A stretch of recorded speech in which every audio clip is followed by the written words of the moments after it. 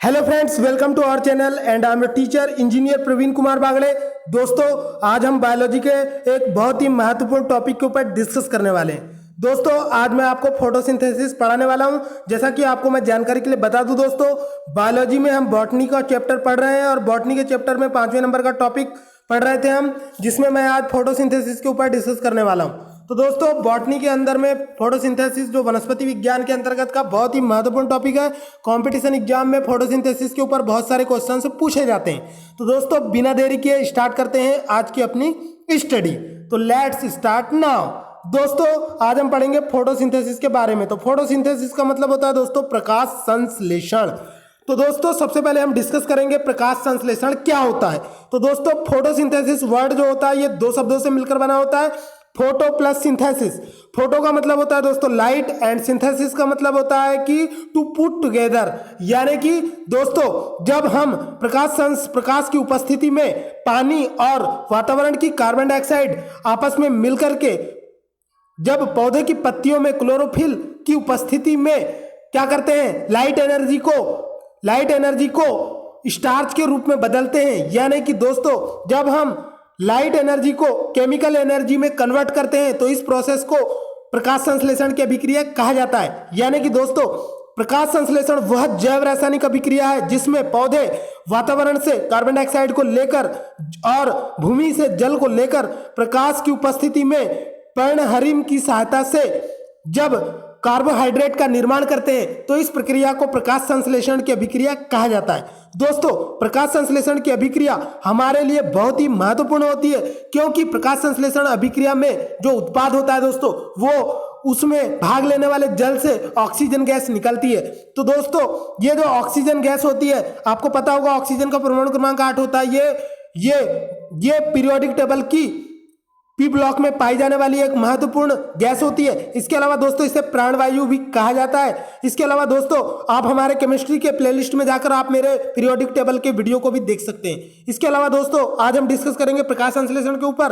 तो मैंने अभी आपको बताया कि प्रकाश संश्लेषण वह जैव रासायनिक अभिक्रिया है जिसमें पौधे जल, प्रकाश, पर्णहरिम एवं कार्बन डाइऑक्साइड की उपस्थिति में कार्बोहाइड्रेट के निर्माण करते हैं, जिसे प्रकाश संश्लेषण की अभिक्रिया कहा जाता है। दोस्तों, कंपटीशन एग्जाम में इसका केमिकल फार्मूला भी पूछ लिया जाता है। तो दोस्तों केमिकल फार्मूले को आपको ध्यान से देखना है।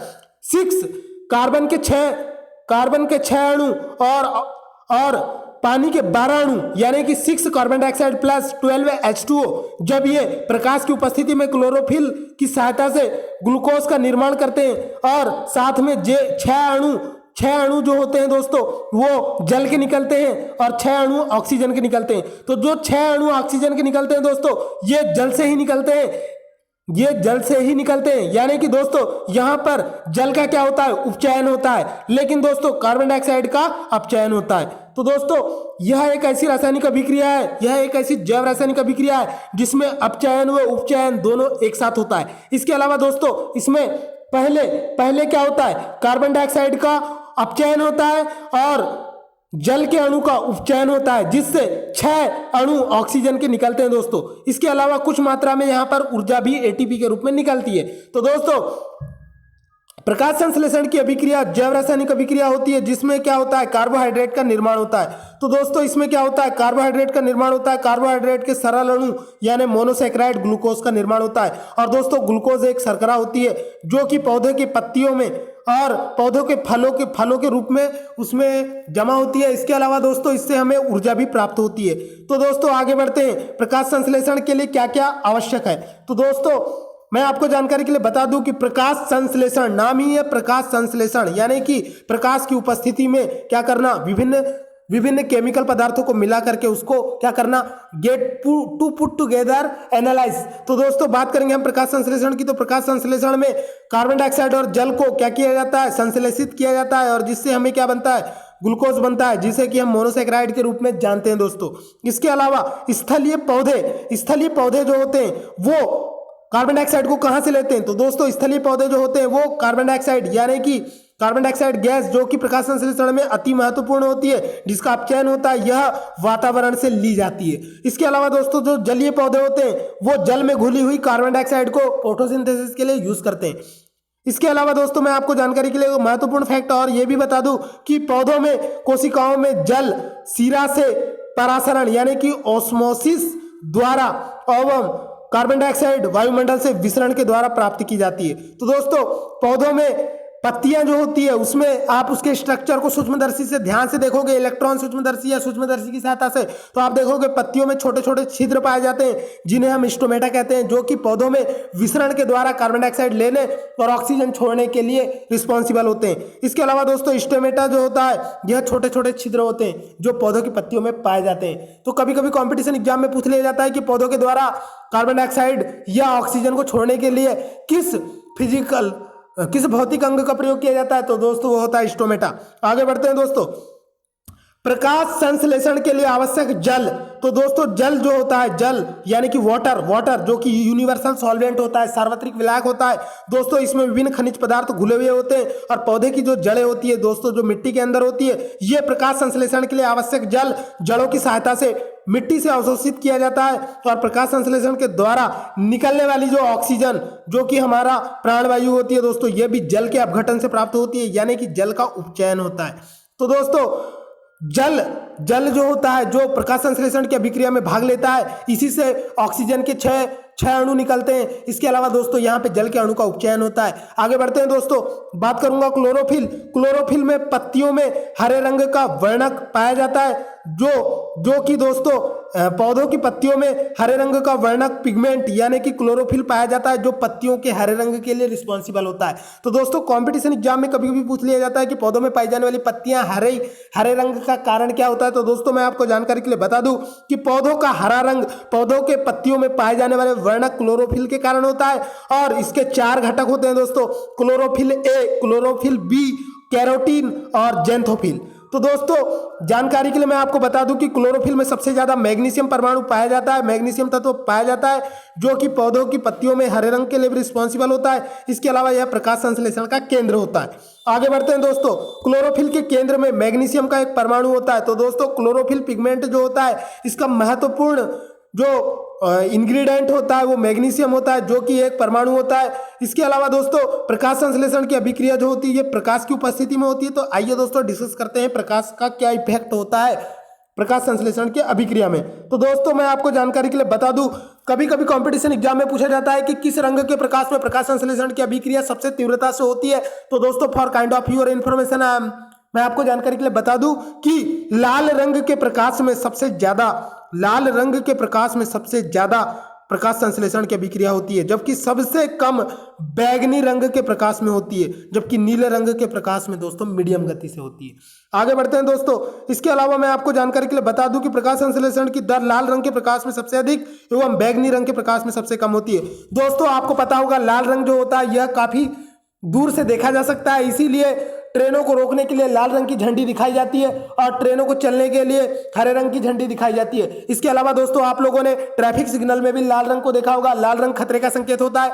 इसके अलावा दोस्तों लाल रंग जो होता है ये काफी दूर से देखा जा सकता है और इसी लाल रंग के प्रकाश में पौधे सबसे ज्यादा तीव्रता से प्रकाश संश्लेषण करते हैं, सबसे ज्यादा भोजन बनाते हैं। तो दोस्तों हमारा जो सनलाइट होता है अकॉर्डिंग टू फिजिक्स लॉ हमारा जो प्रकाश होता है वो 7 रंगों से मिलकर बना होता है, जिसे हम बैजानी हप्पी नाला से याद रखते हैं, बैजानी हप्पी नाला और इंग्लिश में वाई बैगडोर। तो दोस्तों बात करेंगे हम बैजानी हप्पी नाला की। तो जो लाल रंग होता है दोस्तों ये इसकी जो तरंग दैर्घ्य होती है वो सबसे ज्यादा होती है, ये सबसे ज्यादा दूरी से देखा जा सकता है। इस कारण दोस्तों लाल रंग की तरंग दैर्घ्य अधिक होने के कारण ये ज्यादा दूरी से देखा जा सकता है और इसी कारण सबसे ज्यादा प्रकाश संश्लेषण की अभिक्रिया तीव्रता से इसी प्रकाश में होती है। आगे बढ़ते हैं दोस्तों, प्रकाश संश्लेषण की क्रिया एक उपचयन और अपचयन दोनों की प्रक्रिया, यानी कि दोस्तों इसमें क्या होता है, जल के अणु का उपचयन होता है और कार्बन डाइऑक्साइड के अणु का अपचयन होता है। तो दोस्तों इसमें जल का उपचयन होता है जिससे ऑक्सीजन जो होती है जल से ही निकलती है और प्रकाश संश्लेषण के उत्पाद के रूप में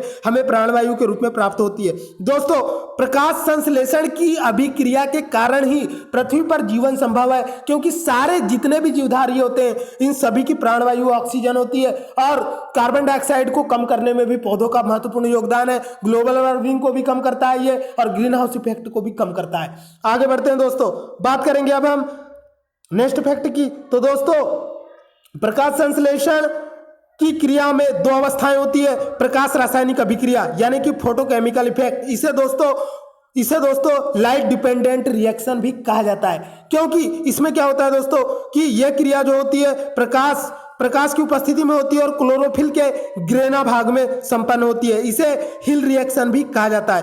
तो दोस्तों बारी बारी से डिस्कस करते हैं। प्रकाश संश्लेषण की अभिक्रिया दो अवस्थाओं में होती है। There are mainly two steps of photosynthesis.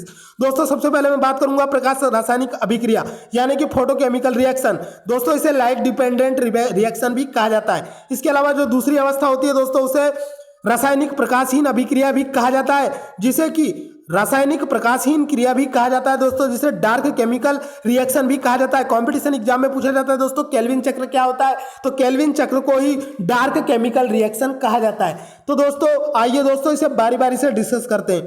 तो दोस्तों सबसे पहले तो मैं आपको बताऊंगा प्रकाश रासायनिक अभिक्रिया यानी फोटोकेमिकल रिएक्शन के बारे में। दोस्तों इसे लाइट डिपेंडेंट रिएक्शन भी कहा जाता है। तो दोस्तों जो लाइट डिपेंडेंट रिएक्शन होता है यह क्रिया क्लोरोफिल के ग्रेना में होती है। तो दोस्तों कभी कभी पूछ लिया जाता है कंपटीशन एग्जाम में कि प्रकाश रासायनिक अभिक्रिया या फोटोकेमिकल रिएक्शन जो होता है वो क्लोरोफिल के कहाँ पाया जाता है, तो दोस्तों यह क्रिया क्लोरोफिल के ग्रेना में संपन्न होती है, ग्रेना भाग में संपन्न होती है। इसे हिल रिएक्शन यानी कि हिल क्रिया भी कहा जाता है। इस क्रिया में जल का अपघटन होकर हाइड्रोजन आयन तथा इलेक्ट्रॉन बनता है। जल के अपघटन के लिए ऊर्जा प्रकाश से मिलती है। तो दोस्तों प्रकाश से मिलती है यानी कि फोटोसिंथेसिस एक ऐसी अभिक्रिया होती है जिसमें हम प्रकाशीय ऊर्जा को रासायनिक ऊर्जा में बदलते हैं। Photosynthesis is a conversion process in which we have convert the light energy into chemical energy. आगे बढ़ते हैं दोस्तों। इसके बाद मैं आपको बता दूं कि इस प्रक्रिया में अंत में ऊर्जा के रूप में एटीपी का पूरा नाम कंपटीशन एग्जाम में पूछा जाता है दोस्तों एडेनोसिन ट्राइफॉस्फेट होता है। इसके अलावा दोस्तों एटीपी के रूप में तथा NADPH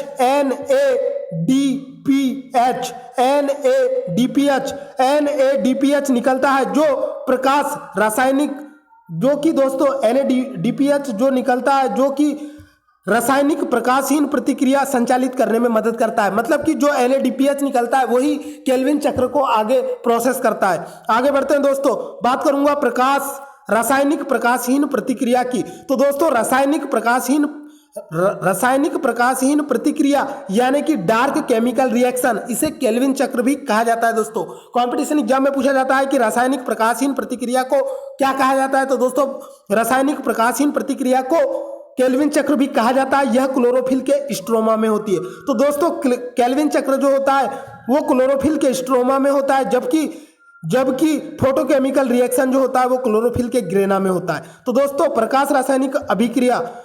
रासायनिक प्रकाशहीन प्रक्रिया यानी कि केल्विन चक्र यह क्लोरोफिल के स्ट्रोमा में होती है। इस क्रिया में कार्बन डाइऑक्साइड का अपचयन होकर शर्करा और स्टार्च बनता है। तो दोस्तों जो शर्करा बनती है उसे ग्लूकोज कहा जाता है, जिसका रासायनिक सूत्र C6H12O6 होता है। और दोस्तों यह ग्लूकोज जो होता है यह मोनोसेक्राइड के नाम से भी जाना जाता है। जो ग्लूकोज की बोतल आपको लगाई जाती है दोस्तों वो उसका सूत्र यही होता है C6H12O6, जो कि आपके शरीर को तुरंत एनर्जी देता है। और आपको अगर पेचिस लगी और आपको ग्लूकोज का अगर आपको बोतल चढ़ाई जाती है तो आपको 2 मिनट में 10 मिनट में एनर्जी आ जाती है और आप फिर उठकर चलने लगते हैं। इसके बाद में बात करूंगा दोस्तों स्टार्च भी बनता है। आगे बढ़ते हैं। इसके अलावा दोस्तों डिस्कस करेंगे हम अगले लेक्चर में पादप हार्मोन्स के बारे में। तो दोस्तों फोटोसिंथेसिस अभिक्रिया में कुछ महत्वपूर्ण टॉपिक है जो मैं आपको तेजी से रिवाइज करवाऊंगा। दोस्तों प्रकाश संश्लेषण की अभिक्रिया में जो कार्बन डाइऑक्साइड भाग लेती है वह उसका क्या होता है, अपचयन होता है। जो कंपटीशन एग्जाम में पूछा जाता है कि प्रकाश संश्लेषण की अभिक्रिया में किस अभिकारक का अपचयन होता है, तो कार्बन डाइऑक्साइड का अपचयन होता है और जल के अणु का उपचयन होता है। तो जल के अणु से जो ऑक्सीजन निकलती है दोस्तों, जो ऑक्सीजन निकलती है ये जल से निकलती है। कहाँ से निकलती है? जल से निकलती है ऑक्सीजन। और भाग लेते हैं दोस्तों प्रकाश संश्लेषण की अभिक्रिया में 12 जल के अणु भाग लेते हैं और 6 अणु जो है ऑक्सीजन के निकलते हैं। इसके अलावा दोस्तों जो भोजन बनता है पौधे के द्वारा वही भोजन को मनुष्य और अन्य जीवधारी भोजन के रूप में ग्रहण करते हैं। और दोस्तों हम जो जंतुओं को खाते हैं जैसे मुर्गा, बकरा, मछली, ये सभी जो होते हैं ये वनस्पतियों को भी खाते हैं और कीड़ों को भी खाते हैं। तो वो सभी जो है जो एनर्जी होती है वो कहाँ से हमको प्राप्त हुई? पौधों से प्राप्त हुई, पौधे के फोटोसिंथेसिस से प्राप्त हुई। और पौधे ने फोटोसिंथेसिस के द्वारा भोजन कैसे बनाया? तो वो लाइट एनर्जी को केमिकल एनर्जी में कन्वर्ट करके बनाया। तो दोस्तों लाइट एनर्जी को केमिकल एनर्जी में कन्वर्ट किया जाता है ग्लूकोज के रूप में, और उस ग्लूकोज को हम भोजन के रूप में ग्रहण करते हैं या अन्य जंतु ग्रहण करते हैं और उन जंतुओं को हम ग्रहण कर लेते हैं। इस तरह दोस्तों इस तरह से एनर्जी साइकिल चलता है। इसे जैव रासायनिक अभिक्रियाओं के द्वारा, रासायनिक अभिक्रियाओं के द्वारा एनर्जी का साइकिल चलता है। तो दोस्तों मेरे द्वारा बनाया गया फोटोसिंथेसिस का लेक्चर आपको कैसा लगा प्लीज कमेंट करके जरूर बताएं। और दोस्तों अगर आपने मेरे चैनल को सब्सक्राइब नहीं किया है तो नीचे लाल कलर के सब्सक्राइब बटन पे प्रेस कर दे। और दोस्तों जैसे ही आप सब्सक्राइब करेंगे तो बाजू में आपको घंटी बटन दिखाई देगा, जिसे दबाकर आप ऑल नोटिफिकेशन के बटन को ऑन कर दे, ताकि हमारे द्वारा बनाए जा रहे प्रत्येक इंटरेस्टिंग वीडियो की जानकारी आपको मिलती रहे। तो दोस्तों ऐसे ही धांसू और इंटरेस्टिंग वीडियोस आते रहेंगे।